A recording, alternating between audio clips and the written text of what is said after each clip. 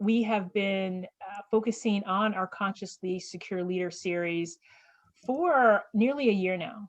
We started this back in, I would say it was March of last year. March or April was our first one, and it was on the Consciously Secure. And the reason why we did that is because when we're looking out in our community and we're thinking about all the leaders that we support and serve at PurePoint International. And PurePoint International, for those of you who don't know, is a cybersecurity company. And we work with CEOs and C-level leaders to help them protect the money that they make and also help them to better protect the data that they're entrusted to safeguard. And we work with C-level leaders, we work with movement leaders, we work with elected officials, all in different and unique capacities. And we have a unique approach to cybersecurity and security overall. One of the things that I say is that to me, cybersecurity is love. And so it's not something that a lot of people say, and a lot of times it's not something a lot of people really understand. But for me, it's about love for your systems. It's about love for your data. It's about love for your team, your stakeholders, your clients, and also about love for yourself. That you're not going to put yourself in a situation where that could potentially have been mitigated by not preparing in advance for a cybersecurity concern or issue. We also very much focus on not just looking at digital security or physical security, but look at really what does it mean to be safe holistically. And so we look at emotional security, psychological security, and spiritual security. And so we have and are honored to work with a lot of really amazing and unique leaders. And so with that, when we started the Consciously Secure Leadership series at the beginning, really of the pandemic, it was really to be able to support and just add value to those that are within our community. And one of the things that came up was this Consciously Secure Parent webinar that we did. And it was because there were so many different questions around homeschooling and how do we keep our kids safe and what should we be thinking about? And then we did one on resilience. And then we did one on racial justice. And then we did another Consciously Secure Parent webinar. And then we did another one on racial justice. There were certain themes that came out of last year that were really important to leaders. And yes, again, that was security issues were important. So we also did business continuity because that was one of the biggest things that came out of last year. But we also very much wanted to be able to support our leaders with things that are just going on within their own lives and what can help them with their own development, but what can help them as an individual and as a human being, because at the end of the day, that's what we all are. And so we really wanted to fully acknowledge the people that we work with as all that they are and support them any way that we could, and acknowledging these different and other aspects of security that were important to them as well. And so as we thought and are thinking about this year, I'm honored to have Alana Winter that's here with us today, who is going to open us up for the year as we talk about the 6 fundamental skills that business leaders can learn from Spies and Special Ops. And she'll talk a bit about that. And talking about and promoting this event, one of the people that I quoted initially was Viktor Frankl. And I really did that because we're still such in a challenging time. There's so many different concerns that people have, whether it's personal or whether it's work related. And I wanted to just really acknowledge that and bring that into the conversation. So no matter where you are in your own life right now, no matter what you're experiencing, you're in the right place at the right time with us here tonight. And we want to hold this space for you as a safe space and also to be able to just support you where you are and anyone within your own community. And thinking about this adapting and what adapting means now. And Viktor Frankl's quote of, when we're no longer able to change a situation, we must be challenged to change ourselves. In his pursuit to always focus on the quest for meaning and how are we bringing in and finding meaning into our lives. And I think that we were all really confronted with that in 2020. And I think many people maybe had more of a different perspective around some of the things that were even most important for them, whether it was in life or work or family or health and relationships. And that goes into what part of what we'll talk about tonight, but specifically around work and our own leadership and how we want to show up in the world. So with that, I am extremely honored and excited to welcome Alana Winter, who's here with us tonight. And before I introduce her, I do just want to say again, for those that have just joined, we probably had, I think 10 more people or so join, that Zoe Braderman, many of you know her as part of our community. She is someone who's here tonight, who is our on-site tech person. So if you have any questions or concerns about anything, please feel free to reach out to her directly. And we want this to be an open conversation. So you can, feel free to ask a question. We want this to be interactive and fun, but you can also write a question in the chat. We're going to be monitoring the chat as well. Okay. So with that, Alana Winter is founder and CEO of Mi6 Academy. Over the past decade, she has coached and inspired over 5,000 executives from more than 200 companies. Her programs are described as life-changing, training executives with skills and mindset used by military ops, special ops, and secret agents to take control and get results in the most extreme situations. So as you can imagine, her experience and background and our background in security, it's like this was a talk that was absolutely meant to happen. So I'm honored to have you here. Alana is a dear friend. She is just one of the most amazing and giving individuals that I know. She's an incredible leader, and I am so honored and thrilled that she is joining us tonight. So please welcome me in joining Alana Winter. So much to that. Oh, yes. And is there anything you want to add to that? Is there anything that you would like to just add or share, Alana? No, I think you covered it. What I love, I have to say, your approach to security, and especially the totality of it, right? And that's something that's really a big deal at the program at Mi6 Academy. Well, we learn a lot of the practical skills that are about physical security, how that changes your confidence, but how intertwined that sense of emotional security and physical security is, much more than people realize. So I'm just excited to be able to share that with everybody, and hope there's some great takeaway for all of you. Yeah, no, definitely, absolutely. And with that, it'd be great to just kind of jump right in and tell us how you started the Mi6 Academy. I mean, it's amazing. What was your vision for this, and what was the impetus for this? Thank you. So a lot of people ask me if I was a spy, I'm a spy, and jokingly I tell people I am so deep undercover, spy school is my cover. I love but really, I have no background in any of this. I play one on TV. I am not a spy. So how in the world did I come to this? So as a little kid, I loved to watch all of the movies, like the James Bond movies and these action adventure movies as a little kid. And I always thought that when I grew up, I would grow up and I would be like one of the Bond girls. I would be calm and cool, and I would know all the special skills that they have. The thing is, I was the little girl who did not even ride a bicycle because I was afraid I would skin my knees. I was like totally chicken and didn't know it. So I figured I'd grow up, go to the school that all of these spies and special ops go to, right? There has to be a school for this. Mm-hmm. As a little kid, I'd look everywhere, and I shockingly could not find badass in a catsuit school listed in the yellow pages.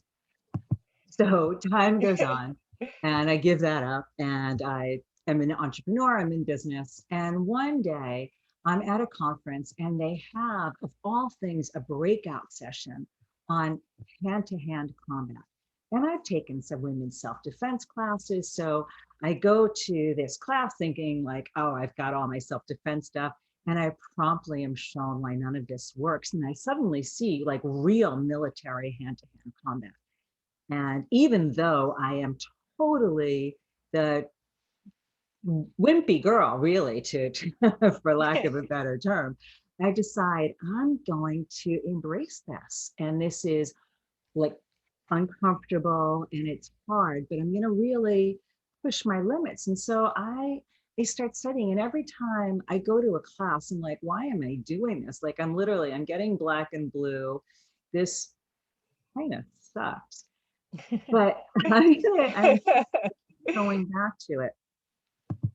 And it was interesting, the lessons that we were learning, right? Because in women's self-defense, you learn how to defend yourself against an attacker that's coming at you. Mm. Military hand-to-hand combat, you're actually learning something very different. Mm. You're learning to recognize when there's a threat and to eliminate. Mm. Right? Very different mindset. Mm. Yes, yes. Right? So I have this in the back of my mind. I'm going about my life. I had a business at the time, been an entrepreneur my whole life. I had a business where I had taken in a business partner. My business partner was running the day-to-day operations. And once a month or so, we would have an in-person meeting. I was living overseas and I'd come back to New York and have one person meeting once a month. And I'd call him on a regular basis. I'd call, we'd set up our meeting. It was very easy. One day I called him, set up our meeting, and I noticed something in his tone of voice that was very different than it normally is. Normally, he'd have this very open, very friendly tone of voice. It'd be very easy. Whatever day I said I was coming in was convenient. This time, when I called him, I noticed his tone of voice sounded restricted. It was like half an octave higher than it normally was. And it was challenging to find a day that we could meet. Mm. A light bulb went off and I realized I was hearing lessons from the map. I was hearing things that we were talking about in our hand-to-hand combat lessons, right? Which was about looking for a sign for what was out of the ordinary and noticing when something was out of the ordinary, because that was a potential threat. Mm. And when you notice something out of the ordinary, you don't start screaming and yelling and make a big deal. You stop and you gather more information. Mm. So on the call, I stayed very calm. I said, okay. Went to my computer and I was like, let me start doing some research. And I started downloading all of our financial files and customer files. Like, just let me research and see what I can find. And as I did my research, I found the trail of embezzlement. Mm. Wow. Wow. Now, I had in the course of my life, I had other employees that had embezzled. I had a bookkeeper that embezzled. I had an employee that stole from me. And in the past, in the past, if you've been in business long enough, Yeah, right. we've all deal with to some magnitude or another. But in the past, here is the enormous difference right now. In the past, when that had happened, I had this huge emotional reaction, right? Like volcano. And I remember I was calling them and yelling and I was crying. This time, I had like a nanosecond of an emotional reaction and it dissipated. And my mindset was completely different. It was, all right, I've been hit. What are my resources? Where are the targets I can hit? What can I do about it? And I instantly started reacting. I had the evidence. I stayed very calm. Like, I actually didn't feel that upset. My focus was completely just on gathering information. What were my actions? What lawsuits could I file? How could I? And I got very clear on what I wanted to get. I wanted restitution. I didn't want revenge. I wanted restitution. So what was my best path towards that? And that's where all of my actions went. Mm. Yes. So that's how I saw how these lessons from hand-to-hand combat applied in business. And all of a sudden it tied back to, oh, when I was a little kid, I always wanted to like do these special ops things. And maybe if we bring in all these different skills, right? And that's when I started to explore. And I looked at all these different skills as metaphors for the way that we approach problems in business and life. Because that's what the spies, the special ops, real life, we're in the movies. That's what we see and we admire. They're always calm, cool, and collected.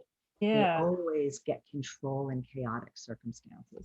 Yeah, no, that's amazing, and that's a really, really great story. And I love the piece and how you really look at this different from like women's self-defense, because I have taught a class like that, and of course I've taken the class, and then I've taught the class, and you're right. I mean, it is just to, to protect yourself, and really then to get out of harm's way, always trying to protect the individual, but never thinking about eliminating the threat. I mean, and that is a very clear distinction here when you think about the way spies and special ops think about a conflict that they're in, and a threatening situation that they're in. And I also love what you mentioned about restitution versus revenge. I mean, even in that moment, you were crystal clear in terms of your emotional state and your mental state and what it was that you wanted to do. And it wasn't about revenge. It wasn't about trying to hurt someone, but it was just making sure that you were whole again from this situation. So I just, that really resonated with me. Yeah. Yeah. So it went on as then when I started to develop the program, and I mean, getting my instructors was like a movie. I started going around to everybody under the sun. Hey, I want to find spies and special ops. Do you know any? It's like, how do you go about finding spies and special ops? I could make a movie out of that entire right, I bet. I actually did put ads up, and I had all kinds of crazy people responding to them. I realized that's probably not the best. Yeah, I can't imagine. So I would go everywhere and tell people about my ideas and who knew who, and little by little, like, oh, I know somebody who was a Navy SEAL, and I'd get people to talk to me, and I knew somebody who's there. And one day I was at some event, and somebody said to me, oh, there's the counterterrorism unit has their convention, gathering here in the city. And I know a couple of guys there who are former SEALs. Let me go and talk to them. And I got introduced, and a few of them came over and talked to me. And I said, I want to start this program for civilians. And they were like, yeah, nice try. And about 6 months later, and I had an assistant, and in the meantime, I found some people to teach the fighting skills and etc. And my assistant used to joke with me based on kind of emails I was sending out. She said, you do realize that the CIA is going to come knocking on your door one day. Sure enough, one day the phone rings, and she turns pale, and she says to me, there's somebody from the Secret Service on the phone and wants to talk to you. Oh my goodness. I can totally picture this happening. Yeah.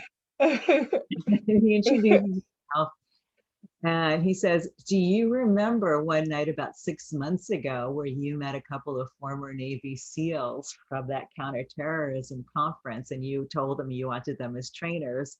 And I said, yeah. And he said, they walked out and they said no. And he said, well, actually, they called me on the way out, and I just want to let you know we've been following you ever since. And I'm like, fantastic. So when did I meet you? He's like, no, but I'll call you back.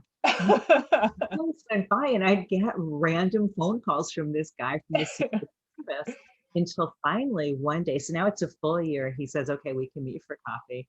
And we sat down, we met for coffee, and he said, all right, we've been checking you out, and you seem legit, and what you're doing is pretty cool, because frankly, these guys would love if people like us knew how to be more aware, could spot a threat, could react, right? As opposed to being blind and not seeing stuff. So exactly, yeah, so we said, okay, I believe in what you're doing. What do you need? And I said, oh my God, well, I need to talk to some of your people.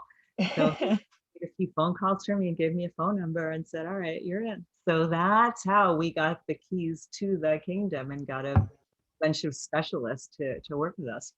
Wow, it's an amazing story. And I would also say very patient, to kind of wait that amount of time too. But yeah, obviously it's great because it brought the right people to the table. But it's really incredible because that can definitely attract a lot of attention, kind of unwanted attention, but as well as you mentioned, but it's really great to hear how this came about. Because I have to say, I'm always with someone who has a background in security and is very passionate about security, and grew up like you watching different movies about about Spies and James Bond, and always had this passion around this. It's just kind of amazing and kind of interesting to see, like, how do you just reach out and find people who could, is willing to just come in and talk about this and connect on an opportunity to help other people. So For sure. So I had to find people who were not only experts in their skills, right? First, and which skills? So we sat down and made a whole list of all the different skills. And it's not like our programs are 6 months long. We're doing group events that are day-long programs. Gina's been to one of our day-long programs. Odette's been to, I think, a half-day program. So our programs are, we've done some multi-day programs, but they're anywhere from a half day to 3, 4, 5 days. It's not like you're studying for 6 months.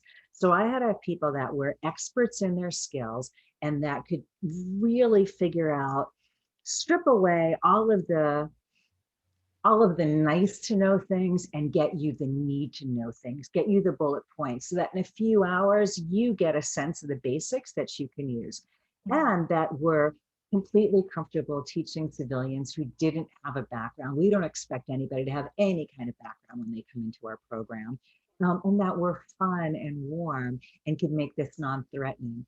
So it was definitely a ton of work to find those people to create the magic. yeah, no, I can imagine. And and as we start to go in and talk about this too, I mean, I would also love to, before we get into these really kind of mindset shifts that people would be really embodying within themselves, is you also had went through your life as an entrepreneur, and then also got to a point where it was almost, I don't know, would you say a calling, but a shift took place within you also to be able to support other people and support leaders and CEOs in their own growth. And that also, I think, obviously plays a role in you doing this work with other leaders. Do you want to talk about any of that before we go into these different skills that are important for and mindset shifts that are important for CEOs and business leaders to understand?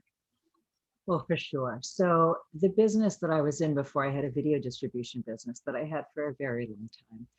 And I went into that business because I saw a market opportunity, as many entrepreneurs do, right? You just see a market opportunity and that's what you seize. There wasn't anything in the business that particularly spoke to who I was or what was important to me.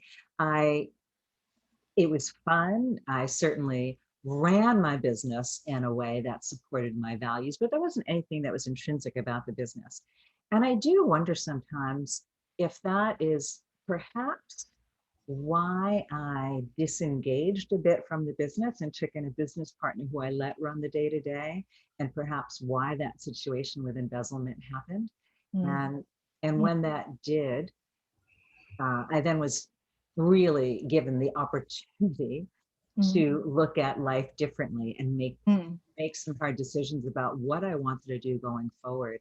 And it became very clear to me that it was important to take the time to figure out what my true values were, and through that, what value I brought to the world, and create a business that represented that. Right. Mm. So when I got to what my why actually is about fun learning and sharing it with others. Mm. So when I looked at those whys, and then my core values are grace, wisdom, and connection. So Mm. how I combined those and how I created this program so that I could bring fun and this learning and sharing it with others, and connecting in a way that just had a deeper, higher purpose for me. Mhm. It's a different level of connection. Yeah.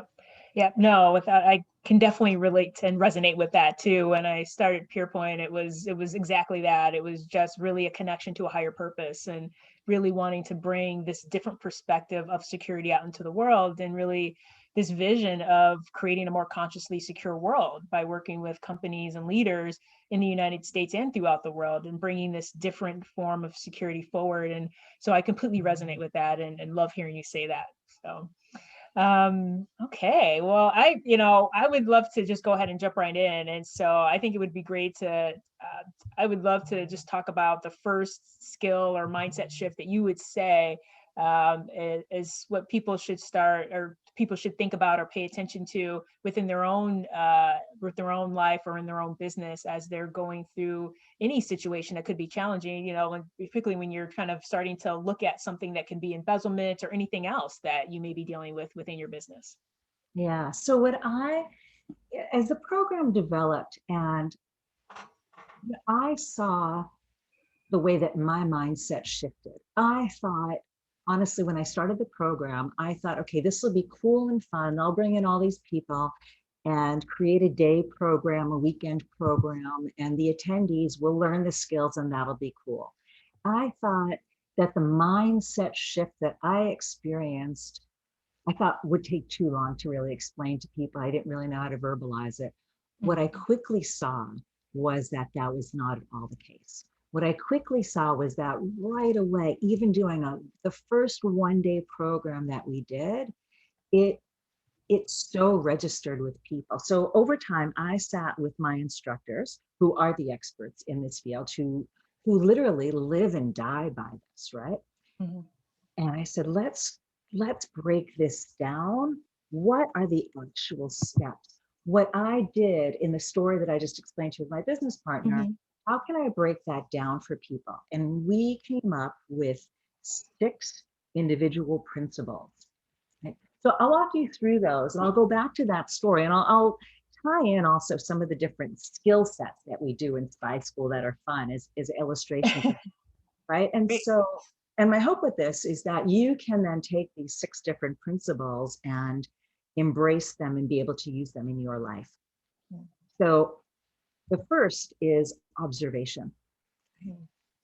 We go through the world and we look at things and we come to snap decisions and we try to figure them out. And a lot of us pride ourselves on figuring out things really fast. Thing is, when we do that, we only, if we're listening to somebody, we hear the first few bits of what they're saying and we make a quick decision about what the rest of it is, right? We see something, we jump to conclusions, and this is deadly. So when I spoke to my business partner and I heard the difference in his tone of voice, I could have jumped into all kinds of conclusions. But what I did instead was I learned to just notice. There's a difference when it's very humble to say, okay, let me not assume that I have all the answers. Let me just notice without interpretation. I can take in all of what's happening. One of the tests, for instance, when they're training for the CIA, that one of the tests that they'll have is they have a fake airplane crash and they have to run in and try to attend to the passengers. And the trick is that they have somebody who has some body part that's bleeding and they focus on that, but they don't take the time to see everything that's going on and they miss the deeper internal wounds that are really deadly, right? So it's learning to just notice without interpretation, take in all of the available info and use all of your senses, not just your eyes. Remember, I heard a difference in pitch and tone in my business partner's voice. So number 1, observation, take in all of the info, use all of your senses. And then number 2 is analyze. And then make sense of it. Don't try to make sense of it. Catch yourself if you're trying to make sense of it at the same time, because you can't do both. Okay. Yeah, that makes perfect sense. Yeah. You talked about Viktor Frankl earlier. So another Viktor Frankl quote that I love is between stimulus and response, there is a gap. In that lies our power. What he's talking about is how we hear something someone says and immediately have a knee-jerk reaction to it. It's the same kind of thing, right? Because when you stop and you have that pause, it gives you time to analyze it and think about what else could this mean and how do I actually want to respond. Yes, that's great. That is very powerful. Yeah. So observation and then analysis. And when you in that analysis stage, here's the key is beware of your biases. Biases are blinding. So we see something and we make assumptions. We so have to be careful about that. Yeah. Yeah. Great one. And we also have to be aware of what we want to believe. There was the movie Zero Dark 30 that some of you may have seen, and that actually is based on a true story. And it was based on an incident that it's all about the hunt for bin Laden, but there's one scene that's based on a CIA camp, and it was in Khost, Afghanistan. And they were really struggling to find somebody with a lead to bin Laden. And this one CIA operative found a lead with this Lebanese journalist and really so wanted to believe, a doctor, a Lebanese doctor, wanted so to believe that this guy had the information. And they ignored other things that he had written that were anti-American 10 years ago. They ignored all kinds of signs, and they were bringing him to the CIA base for a debrief. And normally they would have all the security and they would stop and frisk and search anybody that they were bringing onto base. But because they so wanted to believe that he had the information and that he was on their side, they bypassed all the security and into the base. And as they opened the doors to the car, the suicide bombs went off.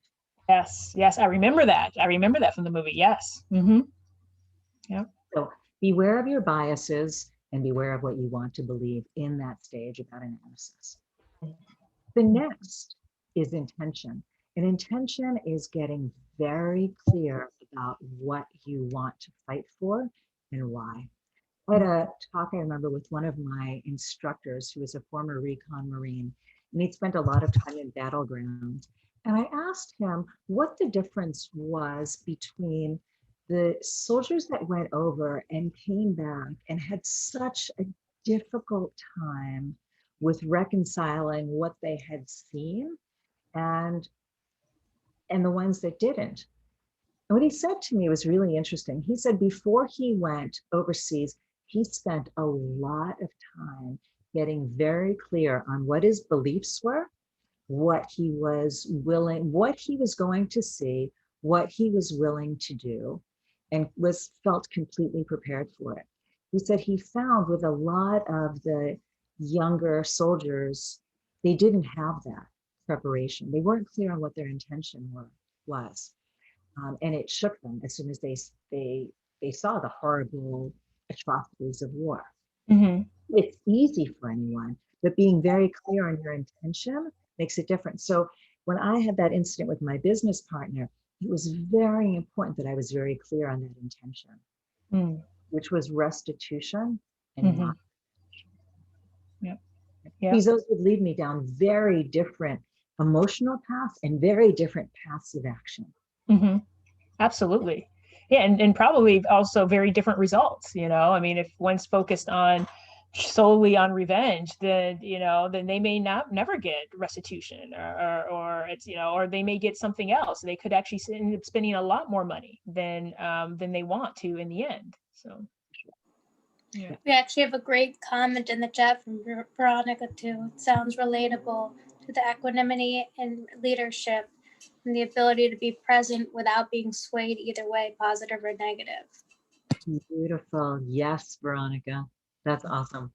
Yeah. Great. Yeah. Okay. So observation, noticing without interpretation, analyzing, making sense of what you see, being aware of your biases and what you want to believe, intention, getting clear on what the result is that you want. Then the next was focus, right? So really focusing your resources, and your resources, most important resource you have is your energy. Energy and your attention, your actions, right? So in the hand-to-hand combat, what's very interesting is one of the key lessons that we learn is you can flail a lot when you're fighting and hit people in random spots. But if you understand the structure of the nervous system, if you understand the structure of the joints, you understand that there are focal points that you can hit, where you hit a cluster of nerves, you know which way the joints work, and you focus just on that, it takes a lot less force and a lot less energy. You waste an incredible amount of energy when it's not focused. They're just saying in the military, strong everywhere is weak everywhere. Mm-hmm. It's Yeah. impossible. So focusing your energy, your resources, your actions, literally in combat, right? And in your day-to-day of running your business makes all the difference. I love that. And one of the things, I was doing a training earlier this week for a group of leaders within an organization around cybersecurity. One of the things we talked about too, to your point of strong everywhere is weak everywhere, is, you know, just relation to cybersecurity. For those of you that are that are interested in this, is that we also say that all data isn't created equal. You can't try to protect all data as if they're all the most important piece, when really only a small, really probably a small percentage of data within an organization is actually you know, personally identifiable information, or information that really needs to be protected, different than other information. And so when you try to protect everything, to your point, you do become weak everywhere. And so it can be extremely challenging. And I also really resonated with that, because when I was teaching self-defense, one of the things that we focused on were the pressure points in the body. So if a woman is attacked, she can focus on a few different areas of the body that she can attack, and then she could run.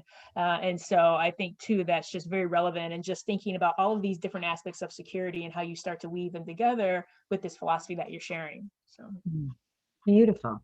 Yeah. Okay, so observation, analysis, intention, focus.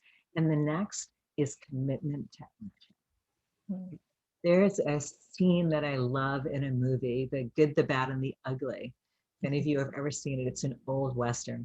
And there's a scene, and Eli Wallach plays the bad guy, and it's an old Western saloon, and he's soaking finally in a bathtub. And there's a guy whose arm he has shot off, who's been struggling through life, who's trying to find him. And this guy finds him, and he bursts into the saloon, and he's grimy and sweaty. He's been looking for him for so long. He's got him right there. He's in the bathtub, and he looks at him. He's like, "For years, I've been looking for you." And he goes, he goes on. He goes on. And Eli Wallach is just sitting in the bathtub, but he's got one eyebrow raised. He just lifts up the gun that, of course, he has in the bathtub, and he just blows the guy's head off. So he goes, "When you come to shoot, don't talk, shoot." Yep, great point. Yeah, that's a good one. Yeah. Yeah. Yeah. So there's a great story I love. It's a story of from General Schwarzkopf, and he comes in, and he just takes his new post, and there's this stack of papers, and he looks over and he asks the assistant, "What is that stack of papers?" And the assistant says, "Oh," he says, we've been looking at this problem for a year, and we have all these files, and your predecessor just like, and with all the committees, and nobody's gotten clear as to what we should do about this." And he says, "Okay, give me 20 minutes." Well, 20 minutes later, Schwarzkopf says, "Okay, well, here's what we're going to do." And I says, "Wait, you went through, how in the world could you possibly know that that's the right thing to do?" And he said, "I have no idea whether that's the right thing to do. But once we act, we will get more information. We will get feedback, and then we will know what to do next." It provides information. Yes, absolutely, absolutely. You know, I find that in security, what we're constantly doing is gathering information, constantly gathering information, so that we can make the best decision. And that, yeah, I would definitely agree and understand that. So, Okay, and I love to keep recapping it just so that we have it. So observation, analysis, intention, focus, commitment to action, and the last step is follow through. I was doing a session once, and one of my instructors, a recon Marine, showed a takedown and had somebody down on the ground. And someone in the session said, "Well, what do you do if you take them down? What do you do if they get back up?" And Joe, the recon Marine, looked at him and said, "When I take them down, they don't get back up." He said, I only want to fight the fight once. Okay. Yeah. How many times do you want to fight Hmm. Absolutely. Absolutely. it? Yeah. So follow through, finish it until it's done, right? And think about whether that's true, whether it's a golf swing, whether it's in hand-to-hand combat, or whether it's in a sales call. Yeah. Right? Uh-huh. Fight once. Yep, absolutely. Yeah, I see that Tanya just wrote in the chat. Wow, that's good. They don't get back up. Powerful. Yeah, yeah. Thank you, Tanya.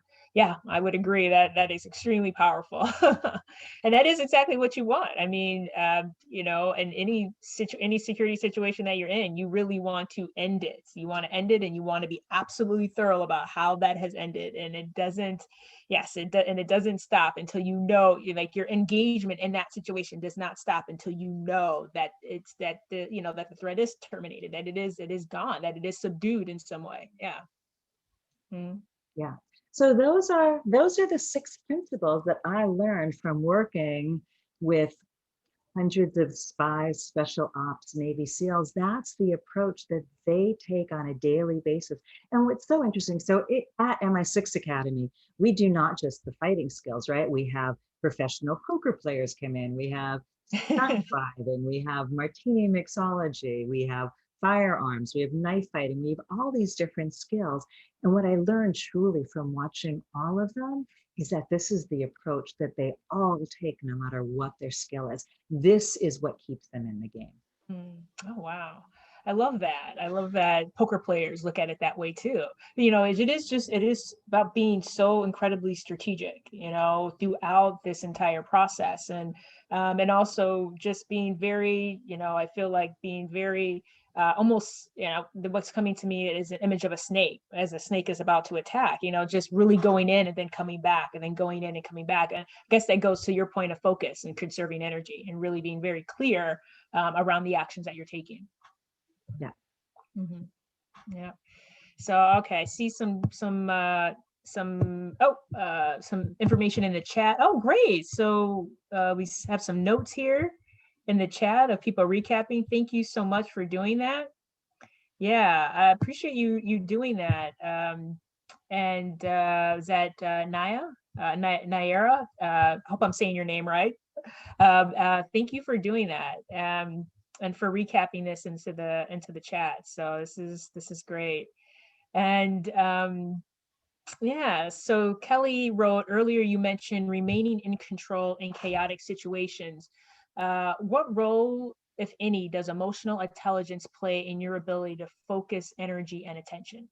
Oh my Thank gosh. you, Kelly, for that great question. Yeah, totally great question. Kelly, I think that in those initial steps, being able to observe without being attached to how smart you are and how right you are and how quickly you can figure things out, being able to just notice and then analyze, and in that analysis to step back and be aware of what your biases are and what you want to believe. That requires great self-awareness and great emotional intelligence. One of the key leadership skills is being able to listen. And it's the same thing we're talking about. Being able to really listen to someone means being able to take in what they're saying without jumping to conclusions. So whether you're listening to a person speaking, whether that is somebody on your team or a client or your spouse or your child, or you're listening to your marketplace, or in my case, where I'm listening to my business partner, right? When we can learn to just be present and listen, that is the key skill of emotional intelligence, I think. Yeah, I think that's great and that's powerful.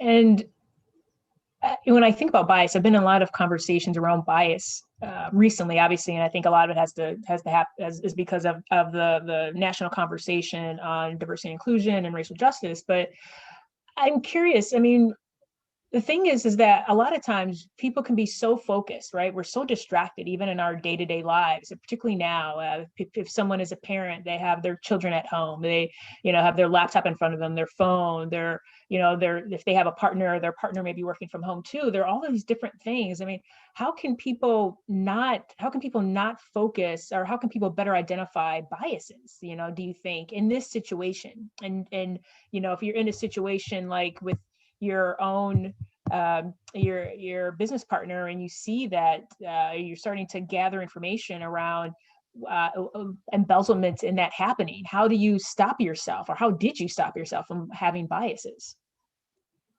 Yeah, it's a great question. I think that it's two-part. I think one is learning how to notice, and I'll talk about that in a second. So it's learning how to notice, and then the questioning what we notice. And some of my favorite questions are simply, do I know this is true? What else could be true? Love that. Yes, love that. So powerful. Mm-hmm. What else could be true? So I'll talk for a second about how to be able to notice better. And I have learned this from my work here at Spy School as well. Been so blessed to have this lovely man teach for us and be a mentor to me, Joe Navarro, who was the head negotiators for the FBI and head investigators. And Joe was in charge of which is the human intelligence, which is when we think of spies, right? We're really thinking of operatives who are going in and making contact. So human intelligence, it's all about their being able to make connections with people, right? So they need to be able to walk into a room and read the room and figure out what the hierarchy of power is and who really knows what's going on, and be able to go up and talk to people. Now you can imagine and they're operating completely on their own, perhaps undercover, perhaps in a foreign country. They're in a very risky situation. If they get caught, not only is their life in danger, but the lives of many people that they are connected to. So it's a very high pressure situation. So they have to learn how to calm their nerves and how to figure out who to make connections with. So there are a couple of simple exercises that they train in that we can all practice, right? So one of the practices that they have is when they walk into a new room, right? And you can do this also anytime any new room at all, right? Not the room in your house, but anytime you're in another situation, you walk into a room and immediately count the windows, count the doors. So this not only is practical, right? And it gives you safety in case you need to make a fast exit. But it also quiets your mind, and it gives your mind something to do. Because if you're nervous, your mind is going, right? So you want to calm and quiet your mind, because otherwise you need to have that to be in a state to notice. If your mind is racing, you can't notice what's there, right? Right. So great point. I just said great point. So that's when you walk into a new situation. And then also they play another game, and they will pick a color, let's say the red, green, whatever you want, or you can pick a shape, and then look around the room and notice all of the things that are green, which again is just for the sake of that purposeful focus, that calming your mind and giving you focus in the moment to be focused. Now, an exercise that we can do at home, where many of us are spending a lot of time. When you're at home, you're in the same, your background becomes invisible to you, right? Because you see it all the time, you don't notice your background.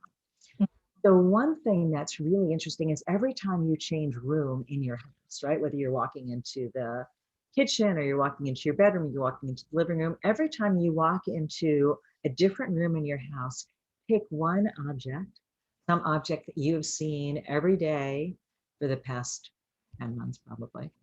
Pick one object, really extra moment to look at it in detail, and spend 1 minute just looking at something and noticing every line in it, the specks of dust, the color, the coloration of it, the variations of it, every single detail. And just even if that adds up to 5 minutes a day of its, think of it as practical mindfulness, because in that exercise, you are teaching yourself to notice without interpretation and just to slow down. And it carries over tremendously. So that's how the spies actually train to Hmm. become more calm and more present. Hmm. Hmm. That's great. And that Marie McCarthy wrote, amazing, love this. She has a meditation practice that is a big part of her daily routine. And I don't know if you were also saying, Marie, if you were asking if whether meditation is a part of this as well. And I think to me, what you just described is a meditation, right? It is about taking and focusing what's around you. And I think that alone is a meditation practice. It can be a meditation practice.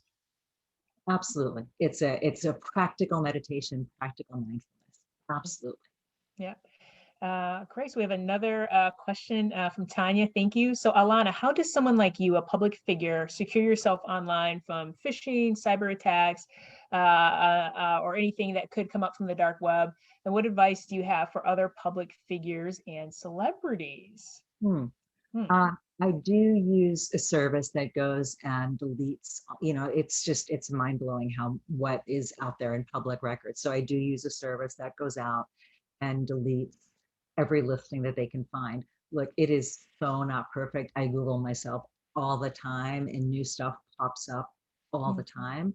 Hmm. There's a limit as to what you can do, but I think just being aware as you can, that's the extent of what I do. And the more that you are out there and are public to some extent, it's easier. And in some ways, it's harder to, It is.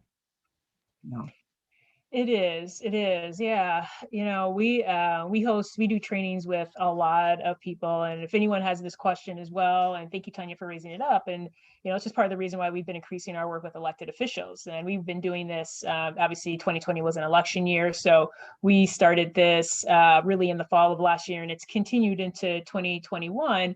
And so with everything, of course, that happened on January 6th, and we're continuing to do training going forward. And it's a challenging thing when you're a public figure, because there's personal information that's out about you. There's general information that's out about you. And so you always want to, as much as possible, I think for any person, you want to, as much as possible, know what information is out about you, and you want to be able to protect as much information as you can. And so sometimes that means ensuring that when you authenticate and use different applications, that you do it as securely as possible. So that means using things like multi-factor authentication and ensuring that that is enabled on all the tools that you use. Ensuring that you have an antivirus on all of the devices that you're using, because if someone wanted to target you specifically, a very easy way to do that is to just kind of send a malware your way, either through a link or even put it on your own website. If you're someone who has your own website, someone could try to target you that way. You think it also about how you connect to the internet securely. You could also think about using a VPN, a virtual private network. Those are things that you can do. And, and everything and it's different for everyone. A lot of it depends on what your personal situation is. It depends on if your family's involved. It depends on if you are actually going to the office every day. And so a lot of the work that we do in this area is very tailored and specific to leaders in this area, to C-level leaders, to elected officials, and to movement leaders, because for them, everything is different, and they have different concerns. But definitely want to keep these things top of mind, thinking about your own security in each of these situations. And all of these things relate to a lot of what Alana has mentioned here tonight. So that's why it's been great to kind of bounce back off of her some of the things that are resonating with me when we think about either data security or thinking about physical security. And so we have a question from Angela. So how do you assess a virtual situation or meeting? Angela, what I'm looking for again is, I think actually the video is fantastic. So being able to see someone, hear their tone of voice, helps me to, I'm always looking for things that are out of the ordinary. I think that is the key training, right? In that observation and analysis stage, what we're looking for is anything that is out of the ordinary. So whether it's someone's movements, someone's expression, someone's tone of voice, and the key thing again is to not make assumptions, to notice whatever we see that seems out of the ordinary and figure out how we can ask about that. And it might be as simple as the person that we're talking to, asking them, hey, how are you doing today? Is everything okay? If something seems off in their tone of voice, and giving people that space. But I think it's the same. I mean, in person, of course, we can pick up more, but there's a lot we can pick up when we are present. And that's the key, is being fully present. If we're distracted, but I always say missed information equals misinformed. Mm.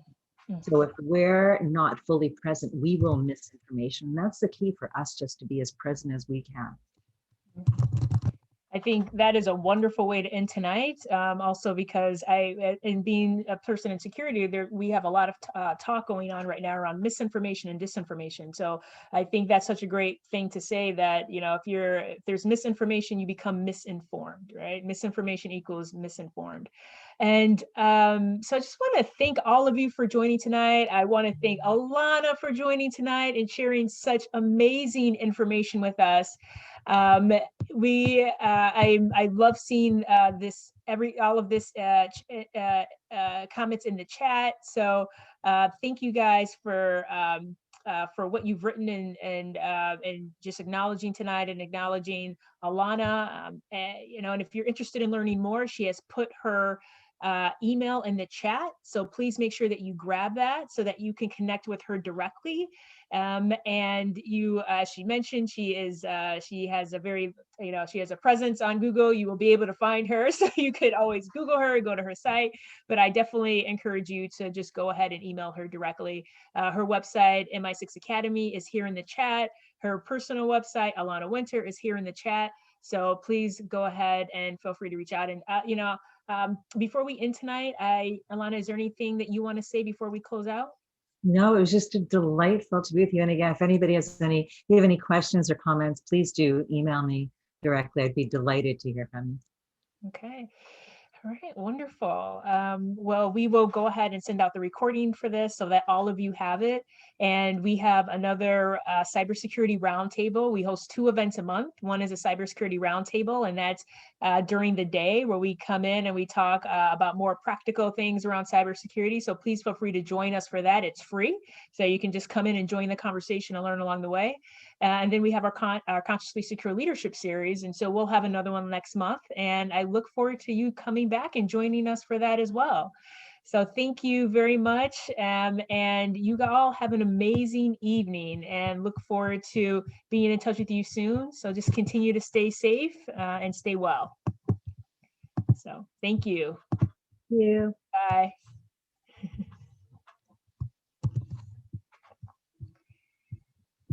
Okay.